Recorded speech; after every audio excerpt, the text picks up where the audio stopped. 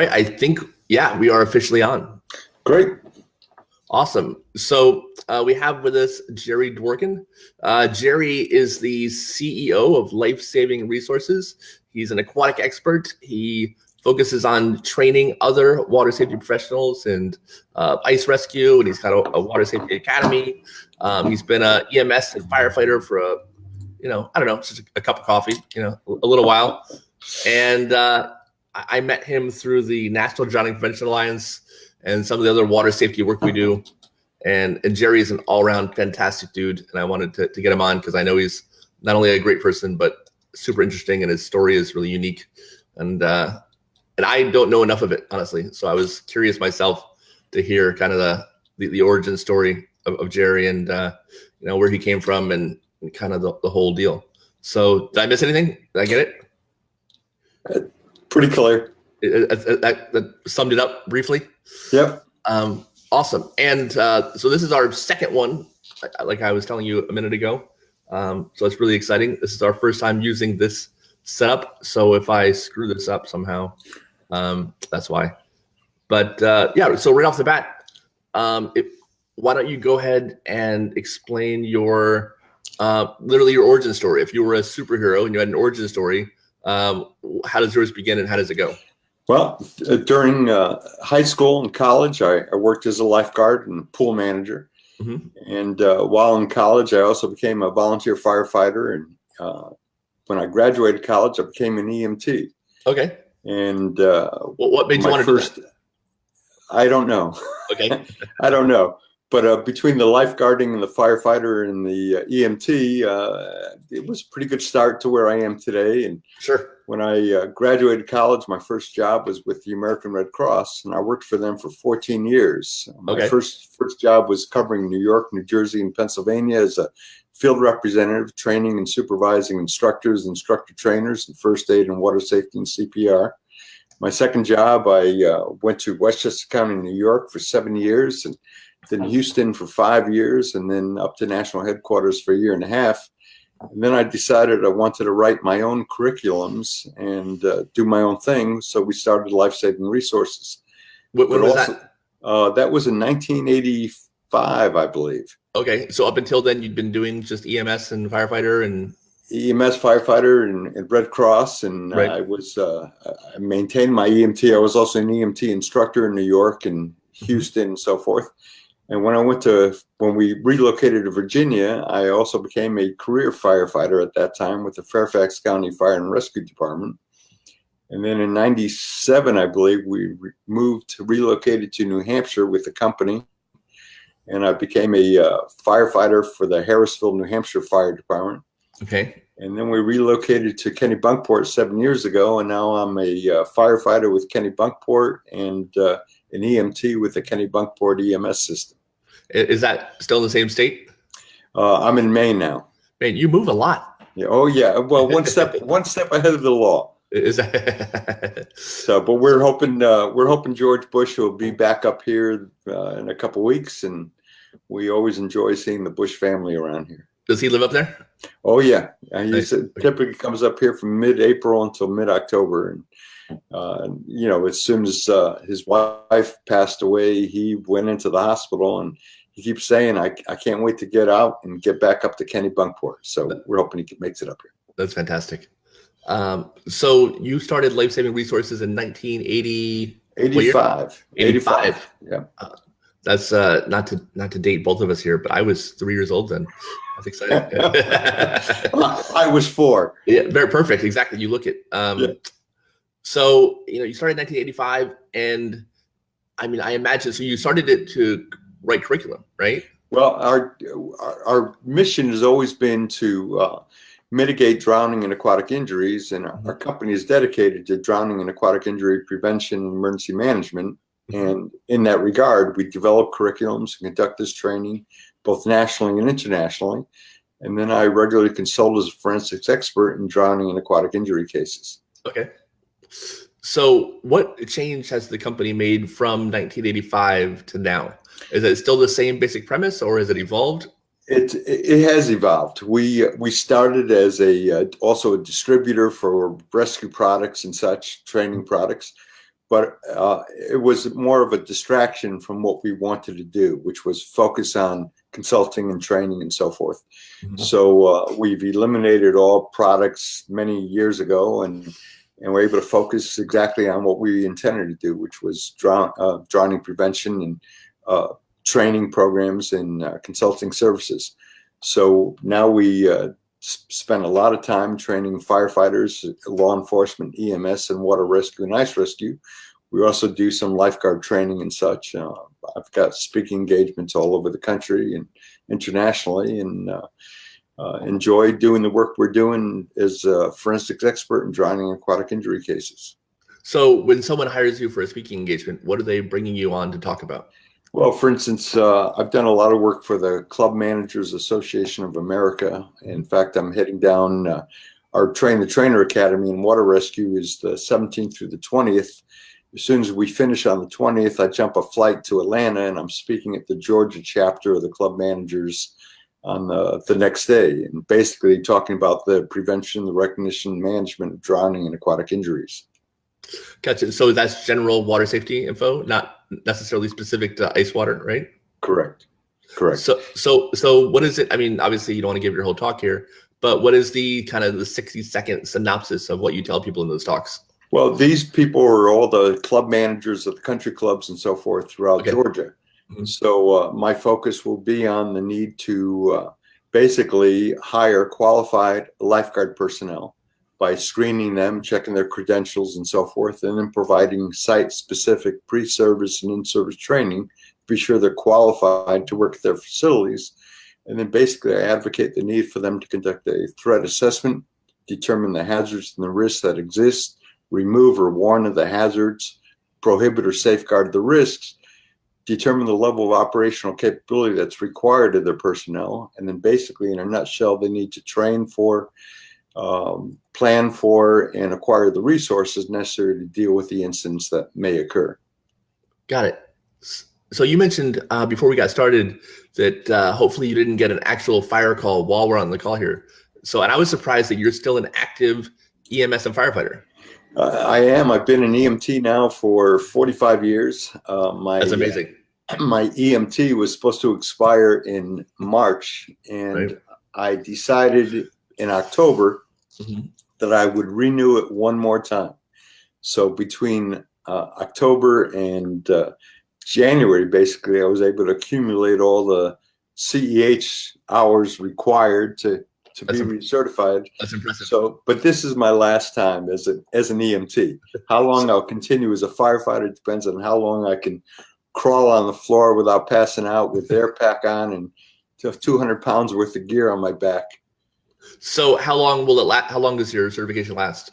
3 years in the state of Maine. Yeah. Gotcha. And if you don't mind me asking, how old are you? I'm 68. Oh, wow. So you will be 71 when it wraps up.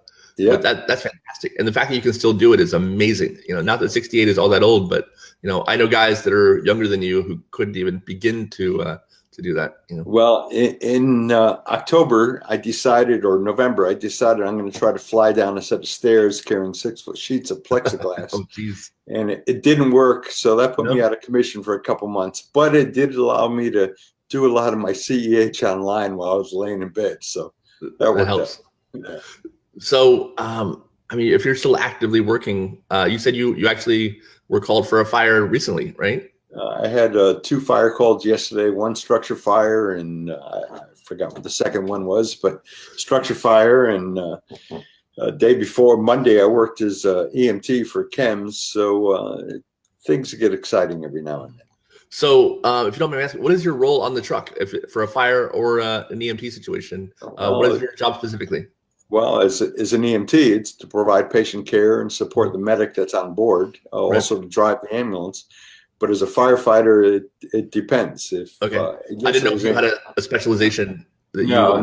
Yeah. We have in Kennebunkport, we have 4 fire stations, and we have a variety of engines and brush trucks and boats and ladder trucks and rescue trucks and such. So it all depends on the call. Yesterday, as an example, the fire station's right across the street from my office, and we have a ladder truck there. And because I'm an interior firefighter, if there's a non-interior firefighter who's qualified to drive the truck is showing up, I'd let them drive it so I can suit up and go into the fire. Gotcha. If there isn't a driver showing up, then I'll take the truck and operate the truck until I can be relieved. Gotcha. So I know that your focus as a first responder and in general is on water safety. Are first responders in general trained in ice and water safety? They are not. Okay. They certainly should be. And as an example, right. In Maine, where we have a strong waterfront coast line and so forth. It's our opinion that all firefighters in Maine should be trained at the water rescue awareness and the ice rescue awareness level, and that they need to, based on the threat assessment, determine the level of operational capability and have personnel trained at the technician level if they have a threat within their area. And that goes throughout the country. Obviously, Florida firefighters don't need to be trained in ice rescue, but they certainly need to be trained in water rescue.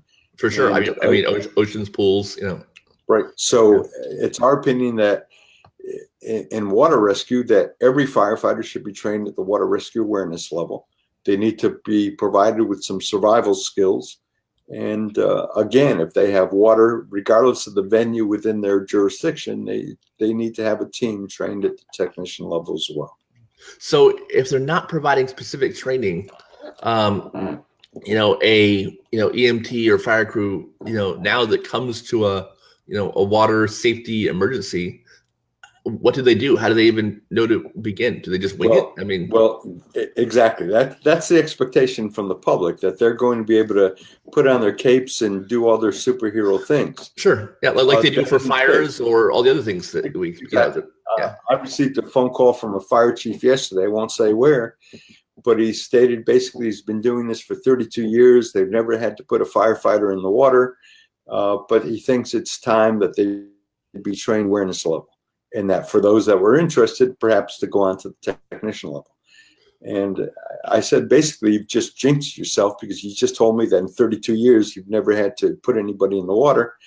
Guaranteed tomorrow you will. Yeah, exactly. It's just a matter of time. And again, if any department has any kind of water venue within their jurisdiction, whether it's a water park or a river, a lake, a stream, a hot tub, they should be trained at the awareness level. And if the technical expertise is required to put personnel in the water, they better get a personnel trained and equipped at the technician level as well.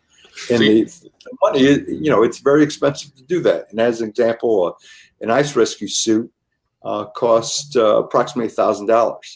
So if you're going to put, personnel in the water to be trained at the ice rescue technician level, you don't just need one suit. You need a backup person as well. You need shore-based personnel wearing protective gear as well. So it's very expensive. But again, there is a standard, and it's the NFPA 1670 standard for technical rescue, that basically states, again, the authority having jurisdiction needs to do a threat assessment. You need to determine the level of operational capability required of their personnel, and then plan for, train for, and acquire the resources necessary to deal with the incident. Now, so is that paid for out of the fire department's budget? There are federal grants that are available. However, it's very difficult to get those grants. A lot of the grants are being used for apparatus and personnel to staff stations and such.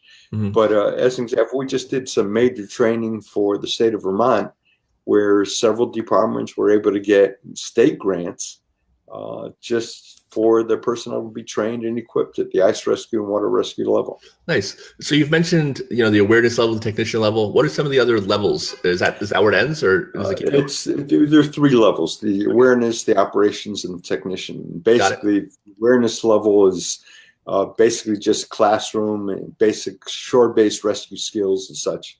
Whereas the technician level, it's the personnel that are putting on their suits and getting in the water to perform a rescue. Got it. And what do you think is kind of the best thing that, people who learn these different levels get out of it? Obviously they learn water safety. Is there, maybe broader applications for their everyday job as a EMT or a firefighter, or? Well, it certainly makes their jobs a lot more interesting. Sure. We've had people that have attended our training who have stated that it's the best training they've ever had. But our philosophy is unlike most training in the first responder area, where you spend a lot of time standing around with your hands in your pockets waiting for your turn.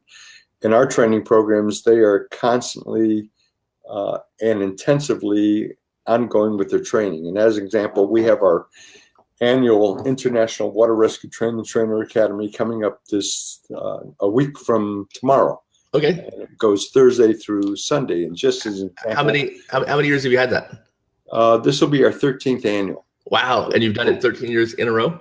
Right. And we've actually done 14 within the 13 years. Okay. But we have firefighters coming from Washington, Minnesota, Michigan, Virginia, New Jersey, New Hampshire, Rhode Island, Ontario, and I'm sure a couple other states.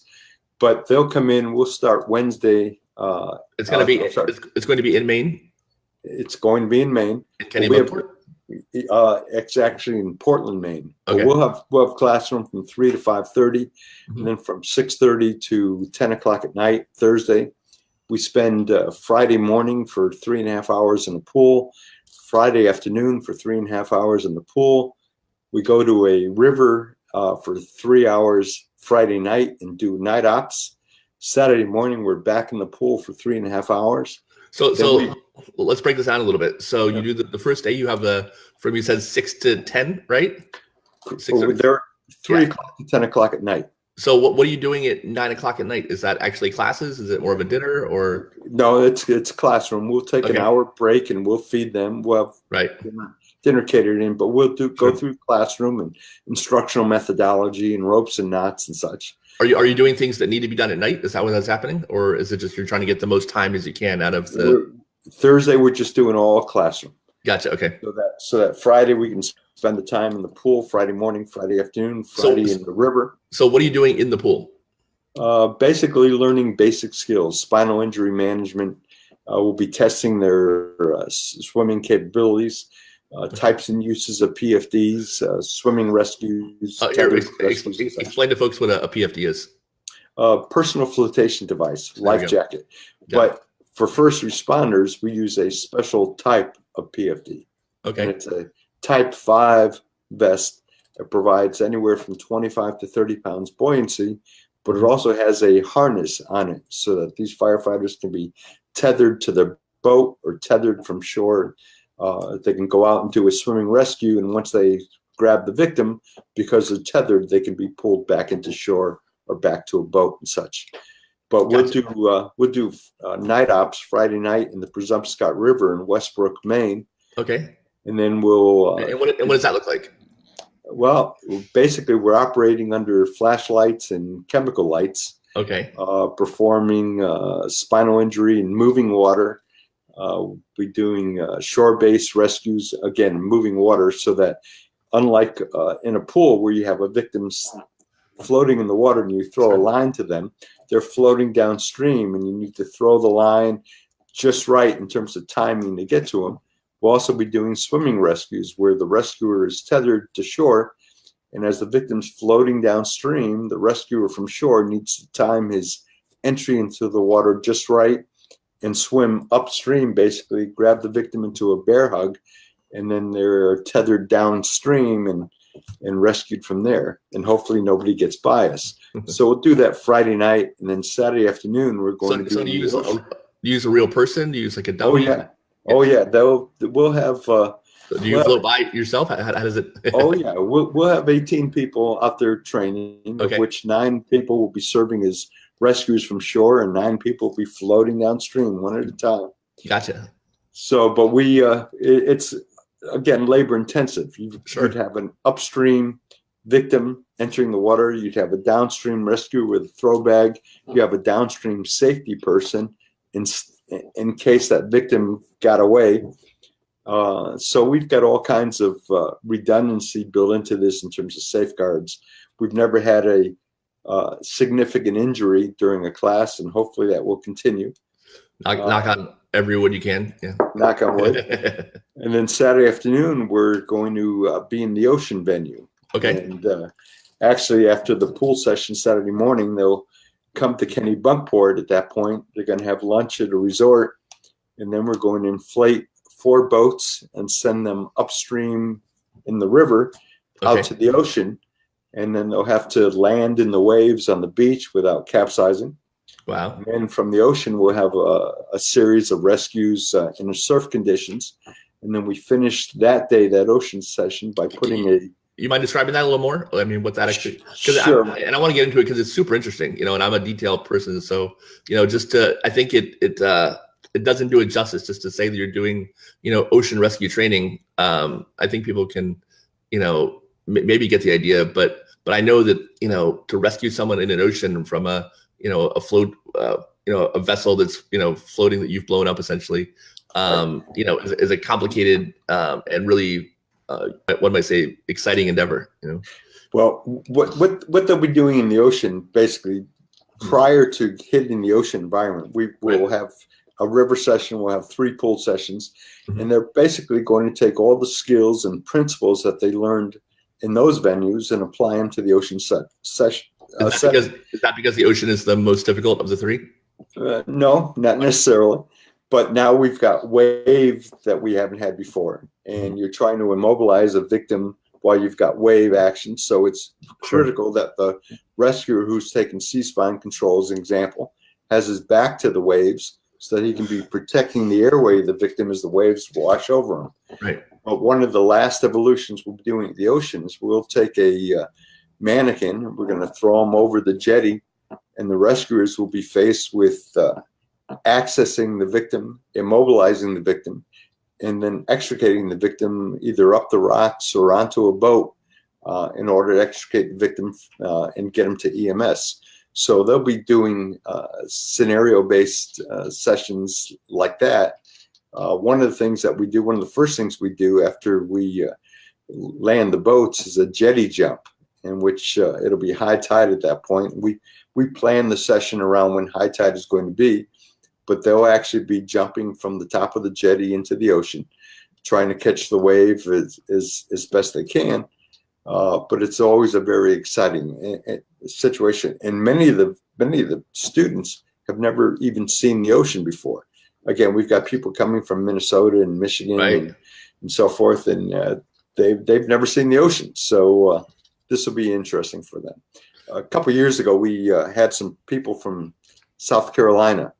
And as we're driving up the coast in Kennebunkport to get to the beach, one guy looks to his left and says, like, "Holy cow." And we're driving around a corner, and next guy says, except that's not what he said.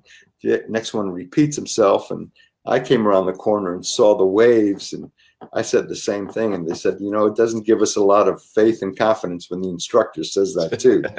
But the bigger the waves, the more exciting it's going to be, the harder it's going to be for us to do our jobs. But it's a training that no one will ever forget. Absolutely. And then after that, we go back to the classroom and do some practice teaching in the classroom. And then Sunday morning, we're going to be at another river where they'll be doing some more scenario-based situations. And then we finish up Sunday afternoon with classroom and graduation. And then I'm off on a plane to Atlanta, Georgia for my speaking engagement. So does everyone graduate? We hope so. Okay. These are all representatives from fire and rescue departments. The prerequisite is that they be in good physical condition, that they have some teaching experience, that they be good swimmers. And again, these are representatives from many different fire and rescue departments. So hopefully they've sent us the best. So I was going to ask, so it's not like the entire department gets trained. They send almost like a special forces Navy SEAL unit to you to get trained specifically in this, so that they have, a handful of people. Right. They'll send us 1 to 3 people, and they're basically being trained as instructors so that now they can return and train their own personnel and the curriculum and so forth. So, but it's labor intensive. I've got a faculty of 2 other instructors, one from Rhode Island, one from New Hampshire, that'll be assisting. And again, we go from basically 8 o'clock every morning until 10 o'clock at night, and for 4 days. So it's a tough situation, but it's a great training experience. Yeah, and it sounds like Maine might be the perfect spot to do it. You've got the ocean, the rivers there. that might be hard to recreate anywhere else. Exactly. And when we do ice rescue, it's basically the same schedule. We do a classroom all Thursday. We do ice in the morning, ice Friday afternoon, ice Friday night, night ops. The exact same schedule, except we're totally on and through the ice. So when do you do the ice training? We do a ice rescue trainer academy every February, 4 days. Okay. And then we also do ice rescue technician courses January, February, and March. So I want to get to the ice training in a second because that's super fascinating. But before we do, the training you're doing this Thursday, when it applies to regular people, if you had to give, people watching who probably aren't firefighters and EMS, they could be, but chances are they're moms and dads and regular folks.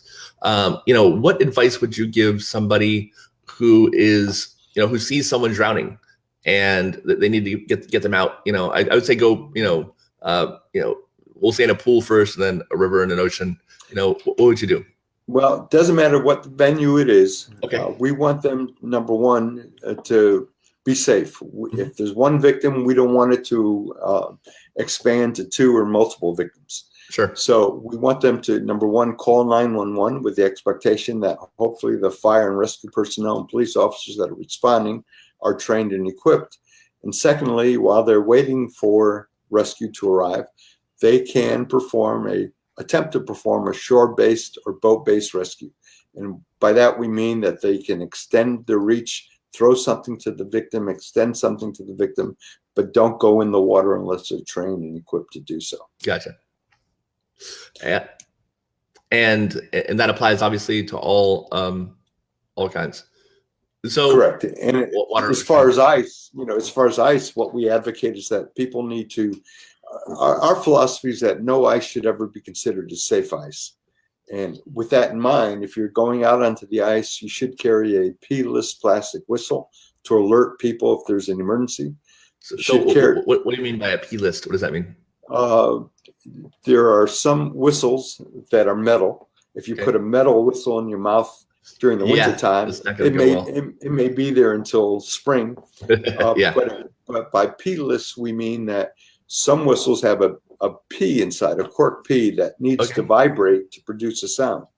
If that P gets wet, it no longer produces a sound. So there are P-less whistles that are made that don't depend on a ball to rotate in the whistle to generate a sound. So we recommend a P-less plastic whistle. We also recommend that people wear a float coat if they're going to be out on the ice, and to carry ice picks so that if they fall through the ice, they can pick their way back out onto the solid ice and then get themselves to safety. But regardless of what the situation is, whether it's water or ice, we recommend that call 911, only attempt a shore-based rescue. And as far as ice, we recommend you keep your dogs and pets off the ice, because about 75% of the incidents every year are triggered as a result of an animal going through the ice and humans now going out trying to save them. Right. And it's typically the animals that survive and the humans do not. Oh, wow. Is that advice the same for, at least for ice is probably similar, but for regular water, is the advice the same for children? If a child falls into the water, do you have the same advice? Yes and no. And I have the same advice in terms of being a first responder to keep yourself safe, only attempt a shore-based rescue. But the reality is, and that even goes for pets, it would be hard set to say that I'm not going to go after my dog or I'm not going to go after my child. Right. But hopefully people are trained and equipped to do so and do so safely. But the first responders need to be called so they can be on their way and respond. The other thing that we're concerned about, and we teach this in both our water rescue and ice rescue training programs, is how to escape from a submerged vehicle, and for the first responders, how to penetrate a submerged vehicle in order to effect a rescue. Right now, for those that aren't aware of it, most of the vehicles being made today, as of this past 2 years, the side windows and the doors are now being made of laminated glass instead of tempered glass. Okay. In the past, we used to state that if you go off the road, you need to disengage your seatbelt. You need to open your window, and if your window doesn't open, we recommended that you shatter the window using a pick or a hammer, or whatever the case may be. And I've seen like those pocket knives that have like a pointed end at the bottom, so you can smack the window and hopefully break it. Yeah. But the problem is those devices only work on tempered glass. Okay. And the new vehicles are, again, for the most part, now being made with laminated glass instead. So you cannot shatter these windows any longer. Oh, wow. So if your battery shorts out and you can't open the window, you basically cannot escape. Okay. So that's the federal government is, in their infinite wisdom, has stated that to the car manufacturers, we want you to develop a system that's going to prevent people from being ejected in a collision. So now did they do this because it was safer? Okay, so they did it for collisions. In order to prevent ejections. However, if people are wearing seatbelts and shoulder harnesses, and now we have airbags, there are very few people that are being ejected. But the law went into effect 15 years ago that by this date, you're going to have to come up with this anti-ejection system. Glass. And the easiest way to do that is to replace the tempered glass with laminated glass. So that's what's happening now. And again, if you can't open your window, you're stuck. So, and I wonder, and I don't know the stats on this, obviously, or the physiology, but I wonder which is worse, ejecting through a windshield, or, flying with such force that you would have been ejected and smashing up against the laminated glass. Part of me thinks it would be better for the person to just go through the window. Right. But if you're wearing seatbelts and shoulder harnesses and so forth, and you've got airbags, ejections aren't that critical anymore. As common as they were 15 years ago. Right. Now, at the same time, we're dealing with 1,500 submerged vehicle incidents every year. Wow. I didn't realize there's that many. And the death rate is 400 to 600 people. Now that we have laminated glass instead of tempered glass in the new cars, the frequency of incidents aren't going to decrease. They'll probably remain the same, but the deaths are most likely going to increase because occupants aren't going to be able to get out of the vehicles, and fire and rescue personnel arriving at the scene are going to have a much more difficult time getting into the vehicle. Because there's no way to break the window. You can't open the door, right? It's impossible. The water pressure, right? The water pressure against the door makes it almost impossible to open, as well as the fact that you may have structural damage to the vehicle from going down the embankment into the water. So you may not be able to open the doors. As far as the windows, firefighters used to carry spring-loaded window punches. They no longer work. So the only way you can penetrate a side window or a front window these days is to use a saw. A lot of the saws are battery powered. Sure. They don't work in the water. And they take a long time. Right. So you need to use a manual saw to cut the glass. Oh, no. And it's going to take time to do so. So the federal government needs to be looking at highways, especially down in Florida, where you've got, so many bodies of water along the road. But we need to put up appropriate barriers to prevent vehicles from going off the road and into the water. I am a fan of water safety barriers in general, so that's always a good idea. Yep. Whether they're around a pool or on the side of the road. So because most people watching this are looking for child safety advice. What are some things that you tell people? That's specific to what you do. As it pertains to child safety and water safety, children around the water. One of the things that we do is when we train firefighters and police, whether it be at the technician level or as an instructor, we encourage them that they need to go back to their communities, and we're not just concerned about the training of the first responders. We need to educate the public about water safety. Right.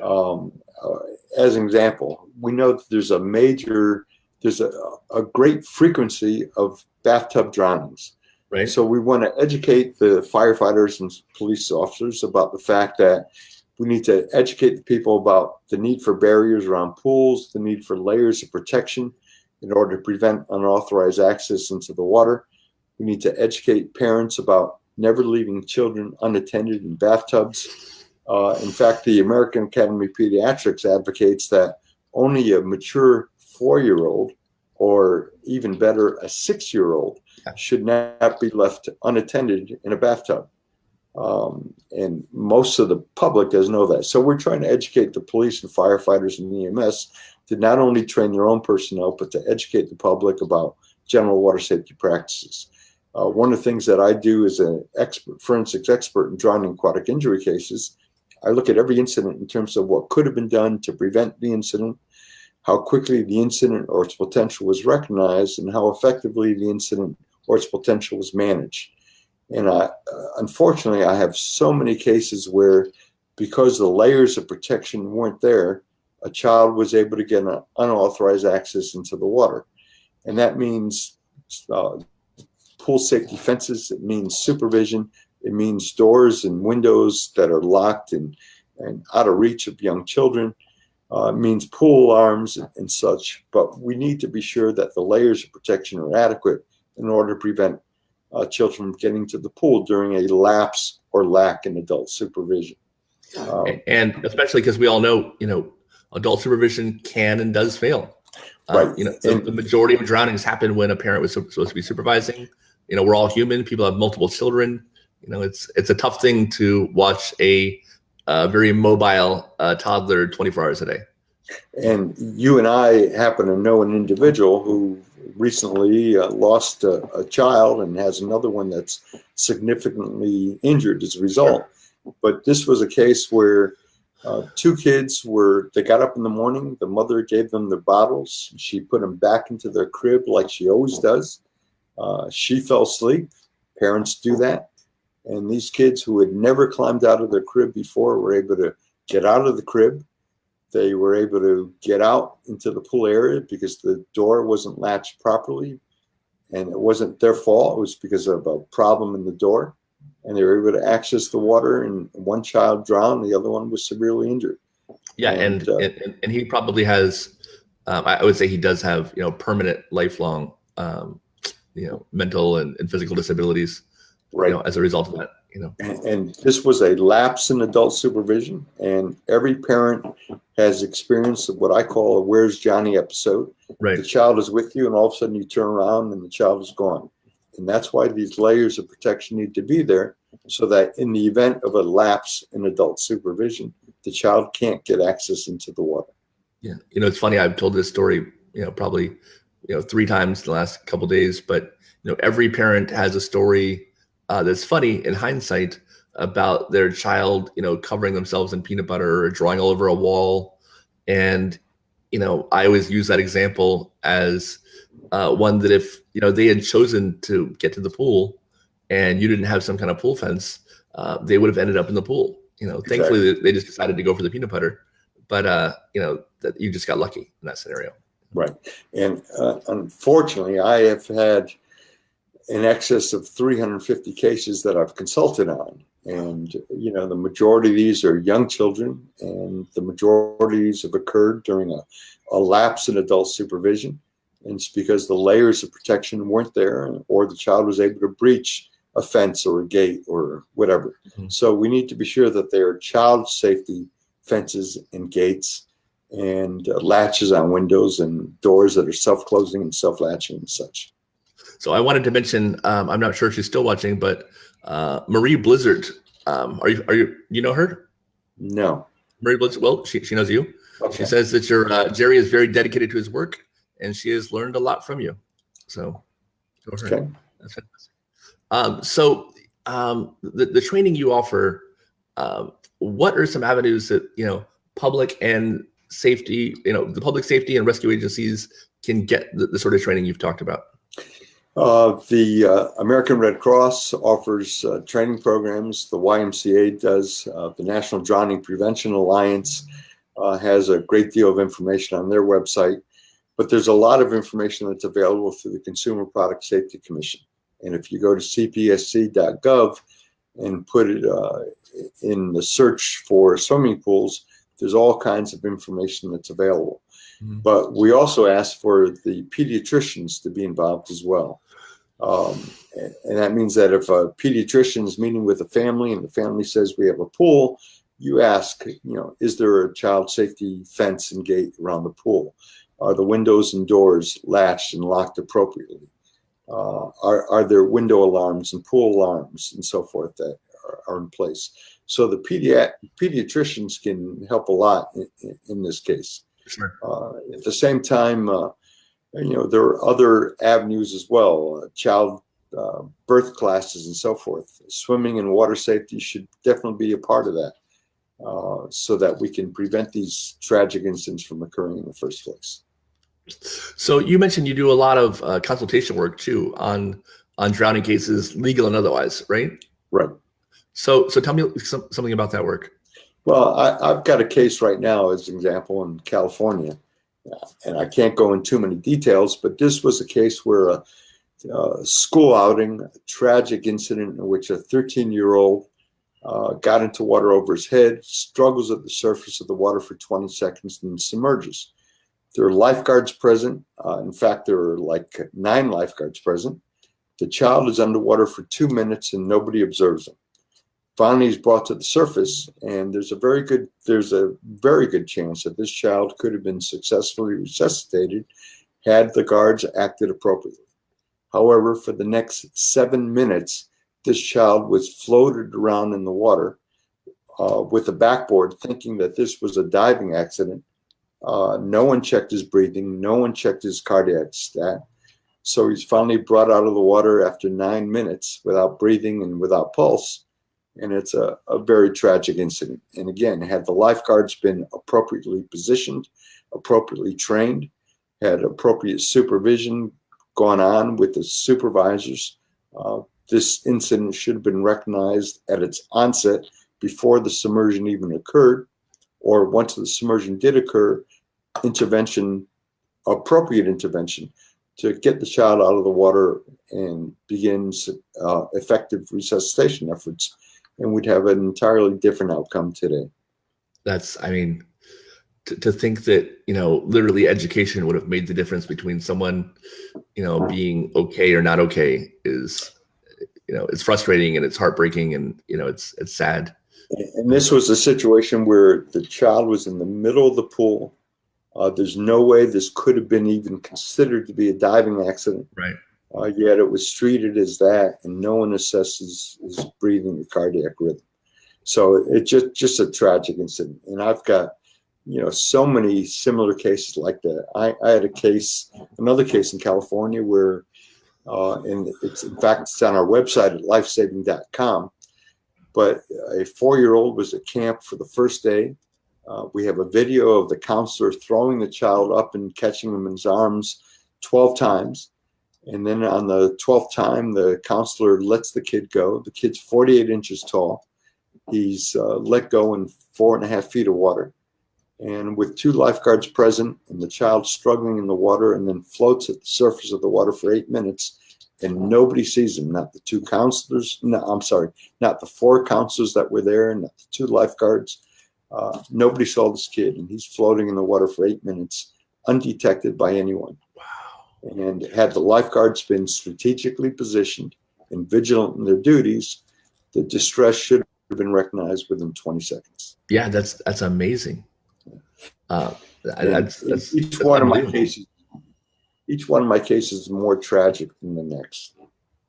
So what is it you look for in a case? As I mentioned, in simplistic terms, I look at what could have been done, what should have been done to prevent the incident.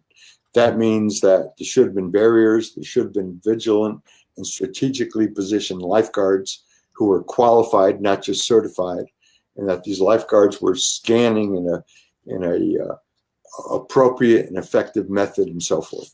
So if a lifeguard watches this, what is something, if you had a piece of advice that you could give them I'm sure it's a whole curriculum, but if you could tell them one thing, what would it be? Or 1 or 2 things maybe?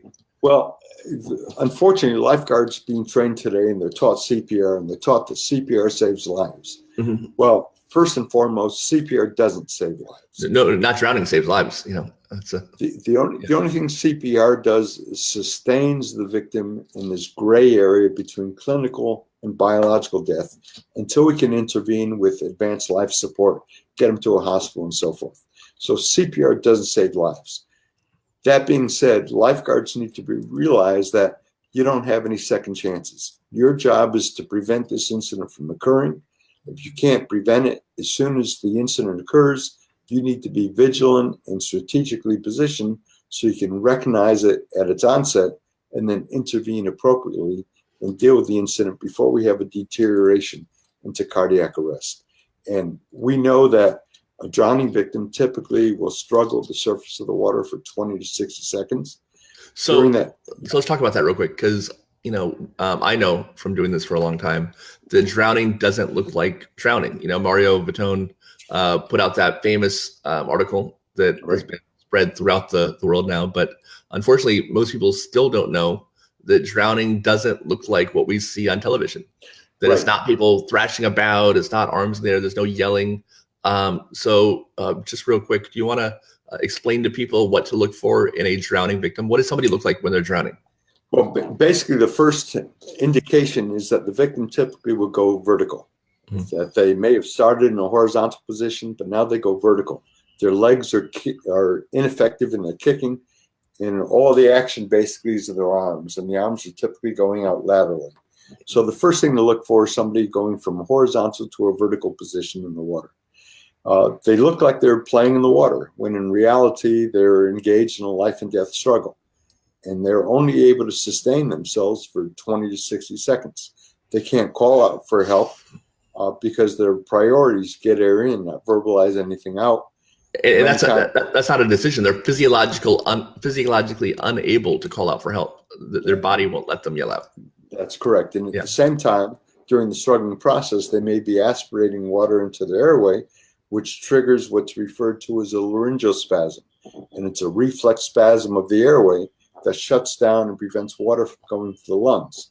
But it also prevents air from going into the lungs. And that's why they can only struggle for 20 to 60 seconds before they're rendered unconscious. Their heart continues beating, however, for up to several minutes. So going to my case in California, the fact that this child's distress was recognized after being on the bottom for 2 minutes, there's a good chance he still had cardiac rhythm when he was brought to the surface. If he didn't, had he been brought out of the water immediately and provided positive pressure ventilation and chest compression, CPR, and had an AED available, chances are we would have had a good outcome. But because of the fact he was floated around in the water for 7 minutes while his cardiac rhythm is deteriorating to nothing, by the time EMS got there, it was basically too late. So you look for somebody that turns vertical, that their arms extend laterally. I've heard they do a doggy paddling motion with that background. That's correct. So the action they're doing is not making any forward progress. So the first thing is going from horizontal to vertical. Second thing is not making any forward progress, and they're moving. Don't look and expect them to be yelling and calling for help. But the other thing too is some victims simply go unconscious as a result of the fact that they were struggling and somebody else thought it was play. But I've had numerous cases where victims have either been floating at the surface of the water or on the bottom of the pool or whatever. And even lifeguards have seen them and not recognized the fact that this is an emergency situation. I had a case at a very prestigious prep school where the lifeguard saw the victim lying on the bottom of the pool with his arms outstretched like this, and she assumed he was timing himself. She allowed him to lie on the bottom of the pool for as much as 20 minutes before anybody recognized we have an emergency. Wow. For 20 minutes? 20 minutes. So, like I said, each one of these cases is just more tragic than the next. I mean, that's mind-boggling. This was a case where the lifeguard was not appropriately trained. The lifeguard was not strategically positioned. The lifeguard was not qualified. May have been certified, but wasn't qualified to work at this facility, recognize the hazards, identify the risks, and intervene appropriately. Have you ever had a drowning incident? Have you ever almost drowned? I have. Yeah? I have. I was in a kayak once, and I capsized in the kayak and wasn't able to self-extricate myself as quickly as I would have liked. Right. I've had how old were you? I was probably 16 or so. Okay. One of the things that I used to do when I was with the Red Cross in Houston is we used to do a river rescue excursion. We used to bring rescue personnel to the Guadalupe River and basically set up rescue stations on Memorial Day weekend, July 4th weekend, and Labor Day weekend. And we used to pull hundreds of people out of the water that were in distress. Not to say they would have drowned had we not been there, but we know there certainly would have been drownings had we not been there. Sure.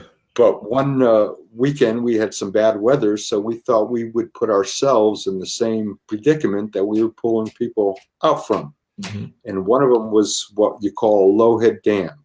And when water runs from one elevation to the next, it creates a backflow. So I decided that we would rig some lines, and we put ourselves in that situation to experience what it was we were pulling people from.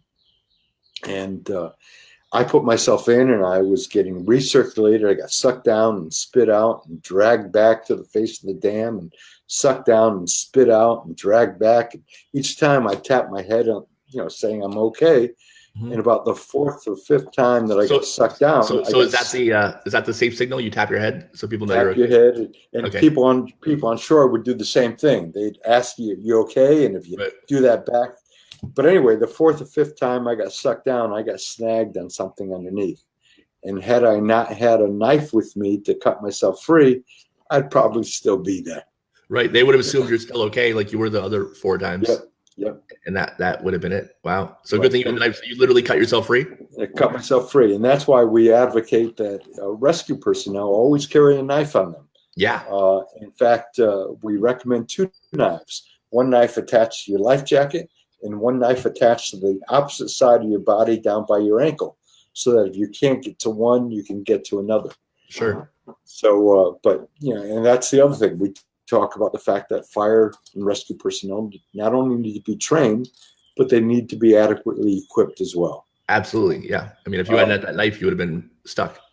I had a situation as an expert, had a drowning case in West Virginia, mm-hmm. where a guided raft trip, one of the rafts capsized and threw out 6 people in the water. And they had downstream safety, and they had rescue lines set up and so forth. So they had multiple people hanging onto the line. And somebody yelled from shore, let go of the line, meaning that there's more downstream safety. Let go of the line and they'll catch you downstream. What happened is the rescuer on shore let go of his line. Oh, no. And the line ended up wrapping itself around the legs of a female victim. The guide didn't have a knife, which he should have. So as a result, he swam out there. He couldn't untangle her. He had to swim back to shore, ruffle through rucksacks and try to find a knife. Finally found a knife, swam out there and cut her free. And she drowned as a result of that incident. And again, that's why people need to be appropriately equipped, not just with their life jackets, but with knives and whatever else may be necessary to intervene appropriately. Jeez. So how many of these cases have you had? I've had in excess of 350 cases to date. We currently have about 30 ongoing cases going on. In fact, in the past month, I've been down to Houston for a drowning investigation, West Palm Beach for a drowning investigation, Orlando for a drowning investigation. I had a trial in Cheyenne, Wyoming. I've got another trial coming up next month in Miami. I've got a diving accident investigation to do in Key Largo in the next couple of weeks. So we're pretty busy. Well, next time you're in South Florida, let me know. You can come by and see how we make mesh pool safety fencing. I'm trying to figure out how the chair in the background moves every once in a while. Oh, you know what that is? That's my trash can. I have a voice activated trash can. Okay. And it airs on the side of assuming you want it to open than not opening. So got it. That's hilarious. That's opening. That's hysterical. I didn't realize that was happening. So do you normally work for the plaintiff or the defendant? It's about 90% for the plaintiff, Okay. 10% for the defense. Interesting enough, I've got three active cases going on right now for the defense. And now, I mean, you've got all these cases going on. You're doing the training. Are you by yourself? I mean, do you have employees? I've got instructors that assist me in my training. We've also trained 350 instructors around the country and Canada, so they're doing training as well. And sure. Our job is just to develop the curriculums and support them in their efforts. Right. But as far as my work as a consultant, as a forensic expert, that's myself. I've got some people that assist me in preparing my work, but pretty much just me. But the scheduling, the booking, the work, the administrative stuff, that's all you. Right. That's impressive. That's I am not good at that, so I envy you. So you said about 90% plaintiff, 10% defendant. Right. I just recently had a. You have a preference? Yes. Okay. I will only take a case for the defense if it's a righteous case. Okay. For instance, I've had, and I will only take a plaintiff's case if it's a righteous case. Right. A classic example is. How do you define a righteous case? Well, I had one case that resulted in a $130 million jury verdict. Okay. As a result of that case, I had lawyers coming out of the woodwork who wanted to hire me as the expert for their case. One lawyer contacts me and said, I represent a family of a 10-year-old who drowned in a public swimming pool. Okay. So I started asking questions. What time did this occur? 10 o'clock at night. I said, well, okay. So I'm figuring maybe the fence was breached and it wasn't intact. I said, any problem with the fence? Yeah. I said, well, how tall was the fence? He said 10 feet. And fences only need to be 5 feet. Right. I said, and he said, and there wasn't any rescue equipment out there. I said, it occurred at 10 o'clock at night. Right. Why would there be rescue equipment? Or anybody. Or anybody. And I'm trying to figure out, how did this kid get over the fence? And finally said, what did you expect him to put razor barb over the fence? And he said, well, there was razor barb over the fence, except for the small section where this kid was able to climb the fence and get over a 10-foot fence. So, that's the kind of case that I will not take. Right. I've also had cases where the plaintiff would said, well, the lifeguard failed to identify the victim on the bottom of the lake and recognize his drowning, only to find out that there was no struggle at the surface of the water, and that by the time the lifeguards were notified of the incident, it was 45 minutes later. So again, that's to me not a righteous case. If there's no surface struggle, you can't expect the lifeguards to recognize the fact that somebody is submerged. You need a credible witness to tell the lifeguards immediately and give them an idea what part of the water this person went down. So, like I said, I scrutinize the cases that I take and will only take a case that I believe in. Now, that being said, I recently had a murder case in which I defended the defendant as the expert, and this involved a woman that was charged with shaken baby syndrome.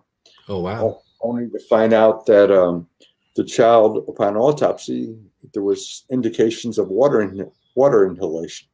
Okay. And I talked to the jury about the incidence of bathtub drownings, and she was acquitted due to reasonable doubt. And again, it was all because there was water inhalation. The child had been in a tub, and we believe that the child's airway became compromised while he was in the tub and went downhill from there. So she was charged with murder of the baby that she just lost. Correct. Which, I mean, bad enough that she already, lost her baby. But then to be, wow, that's tragic. I'm glad that it had hopefully the right outcome, And we hope it was the right outcome. Right. It's up to a jury to decide. But here was a case where, because of the water inhalation, it gave us the indication that this could have been a drowning incident. And again, she stated the child had been in the bathtub prior to the child developing airway distress. And so, I mean, that sounds kind of like an outlier, but are there common themes that you see throughout your cases? Most of the residential backyard pool drownings are because of inadequate barriers. Okay. Most of the hotel and resort drownings are because... So, I mean, and obviously this is a little bit biased on my part, but you would recommend then that obviously people should have some kind of barrier around their pool. Absolutely. Yeah. Absolutely. Yeah. If the home serves as has an exit, a door, a window out to the pool area, which almost all of them do. Yeah. Which all of them do, then that pool should have a fence around an isolation fence to prevent a child who can get out into the yard from getting into the pool. Right. Our hotel, motel, resort drownings are typically because of the lack of supervision provided by the management and also by inadequate barriers. And our open water incidents are typically due to, we have a saying in the police and fire service that what keeps us in business is Mother Nature and stupidity. And there's a lot of stupidity that goes on. People that are inebriated, that are behind the wheel of a boat or going out and diving into shallow water and things like that. So basically, people need to use some common sense. People need to safeguard themselves in a lot of ways. But as far as the open water areas, anytime a child has access to the water, they need to be vigilantly, actively supervised. I've heard before that when it comes to open water situations, that the accident actually happens before they get on the water. Most of the time when there's an open water scenario, the mistake was made on shore, by not preparing properly, by not bringing, life jackets, by not making sure the vessel is properly maintained. That most of the time in open water scenarios, it wasn't a mistake made on the water. It was something made before they even got on the boat. Correct. And right now we're dealing with, this is now May 9th. Yeah, May 9th. Yeah. Our water temperature here is probably 45 degrees here Wow. in Kennebunkport, Maine. That sounds terrible. Memorial Day weekend, it might be 100 degrees outside. Mm-hmm. People are going to be out on the boats or out on the jetty and say, I'm going to jump in and cool off. Well, they're going to jump into 50-degree water, and they're going to experience what we refer to as a torso reflex. It's a gasp reflex. And if they jump in the water and the cold water hits their chest and the face, and they gasp, and the face is in the water at the time they do that, they aspirate this cold water into their airway and drown as a result. So we need to educate the public about, number one, always wear a life jacket when you're operating in and around cold water. And secondly, in order to prevent torso reflex, you need to jump in and cover your mouth and nose at the same time so that when you do gasp, you're not aspirating the water.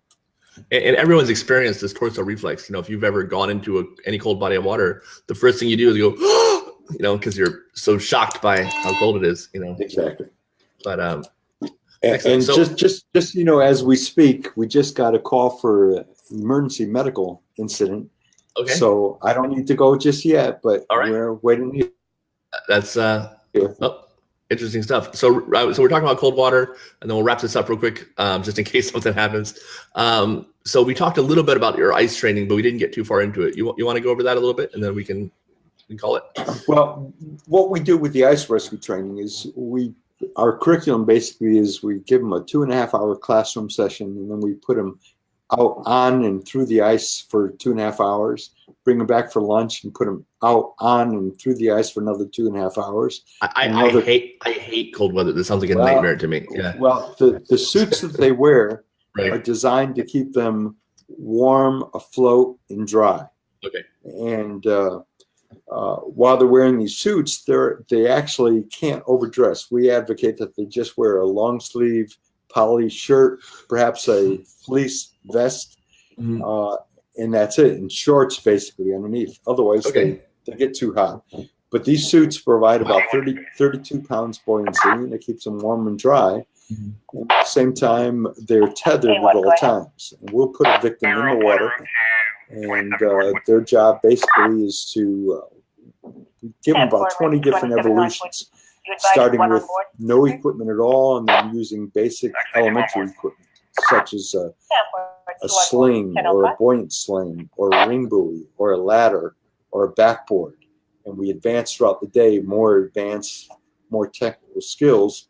And then the afternoon session, we use basically specialized equipment that's designed specifically for ice rescue. But our philosophy is that when we teach the course, we provide the education that they can, every conceivable piece of equipment that might be on an ambulance or in a police car or on a fire truck, showing how that equipment can be used if you don't have the specialized equipment. But they during the evolutions, they work as a victim, they work as a primary rescuer, they work as a secondary rescuer, or they're a line tender. And they go through all 5 positions, and then they move on to the next evolution. So by the end of the day, again, they will have completed about 20, 21 skill evolutions on and through the ice. And it's a very exciting training that they do. And they'll have experience what it's like to be a victim, right? To be rescued, which correct. is really invaluable, actually. Right. And we take the philosophy in when we're doing the rescues that all our victims are passive. And the reason being is that if a firefighter responds to an incident where somebody's through the ice, if the victim has been in the water for 10 minutes or so, they no longer have the dexterity in their hands and their arms to assist in their own rescue. So for that reason, we teach them that every single skill we do, the victim cannot assist in his own rescue, and the rescuer needs to perform the rescue himself. So I've read about what to do in the event of a falling into the ice before, and I know that you have a very short window of time that you can act in before hypothermia sets in, before your body shuts down, and right. There's a few things you should do immediately as soon as you fall in the water. So if you were walking on the ice and God forbid, and you didn't have the ice pick on you, God forbid, and you fell into the water, what should someone do? Well, the very first thing is don't panic and control your breathing. Right. If that cold water hits your face, if you haven't experienced the dorsal reflex, chances are if you're holding onto the ice shelf, you're going to be hyperventilating. Right. So, but that's eliminating carbon dioxide, and that's going to make you pass out even sooner. So the first thing is to control your breathing. Try to slow it down. Well, hold on to the ice shelf. Get your body as horizontal as you can. Can I have the charger for this?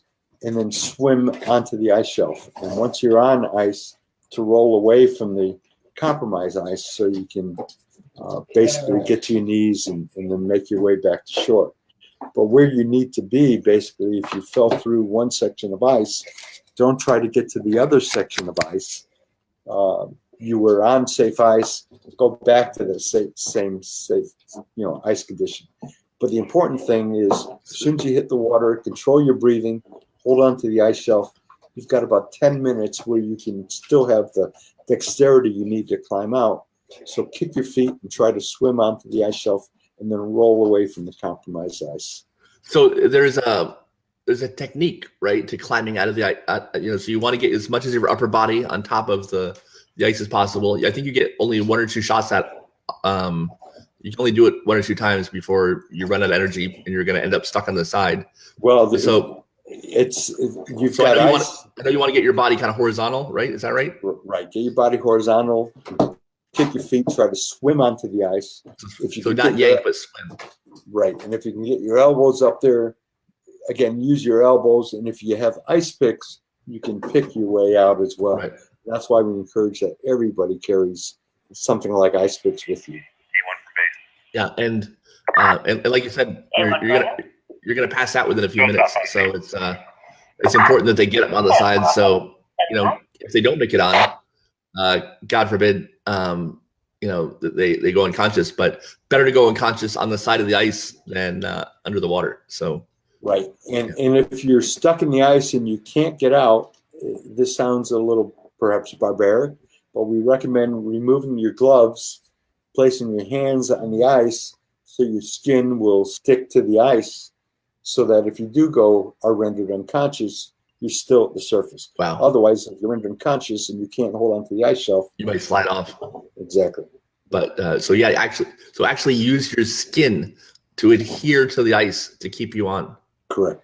Wow. You know, what's so important about knowing this is no one is going to think of that on their own, right? No one is going to think to take their own gloves off on the fly. So, I mean, that's why you kind of have to have this in your head already, you know, when you go in these scenarios, because, you know, you're not going to, you know, invent that, you know, while you're sitting there. So, but again, the most important thing is because of the fact that we advocate that no ice should ever be considered a safe ice. Right. The prevention is the most important part. Carry your whistle, carry your ice pick, so that in the event this occurs, you can self-rescue while you're waiting for EMS to arrive. Right. So horizontal, swim on, climb, and then roll away, not walk, because you don't want to break more ice as you're walking off, right?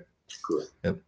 All right. Well, I think we've had a thing. Is there anything you want to leave people with? Any comments or any questions there for me? Just the fact that we are approaching swim season. Sure. Again, it's swim season all the time down in Florida, but in other parts of the country. Yeah, it's water safety month right now, so that's in particular, you know. And many parts of the country, you're dealing with cold water, so you need to safeguard yourselves. And again, anytime life jackets aren't just for boats. If you're going to be operating, swimming, playing around the water, we recommend wearing life jackets for weekend non-swimmers all the time. But when you're dealing with cold water, you need to have life jackets as well to protect yourselves. That's great advice, and I think the info that you've imparted has been really, really useful. So I really appreciate it, and thank you for the time. You know, you've been super generous with your time, and hopefully you don't get called out onto a rescue right now, unless you want to, of course. But hopefully it goes on without you. And I really appreciate it, Gerry. And if next time you're in Florida, you know, let me know. Sure will. Happy to have you come by. And if you or anybody else wants to see tomorrow, we're having on Alyssa. Alyssa is a water safety advocate, water safety expert. She helps run a nonprofit that was started after a child drowned, and she's another awesome human being. So we'll be talking to her tomorrow at 11:30 Eastern time. So just tell you one quick story. Yeah, please. Just last week, I was flying down to West Palm Beach for a drowning investigation, and I connected in, I think, LaGuardia. Okay. And I'm way down there. I'm sitting next to a gentleman, and he asked me what I did, and I said, well, you know, I'm going down for a drowning investigation. And he said, my grandson drowned. Oh, wow. And it turns out I was the expert in his grandson's drowning case. Oh, wow. And the family also started a drowning prevention foundation as a result of that incident. So there's some good that came out of it, but just the coincidence of sitting on the plane, talking to this individual who was the grandfather of this child whose family I represented. Are you allowed to share the name of the foundation? Actually, I can. It's the Zach Foundation. Oh, I'm very familiar with them. They're, yeah. Right. Yeah. No, we've worked with them with the NDPA, and I've met them. They're nice people. So, yeah. Very good. Well, thanks, Gerry. I really, really appreciate this. This has been fantastic. And maybe we can do it again in the winter when we get into more ice and winter safety again. Sounds great. All right, okay. Thanks, Gerry. Take care. Take care.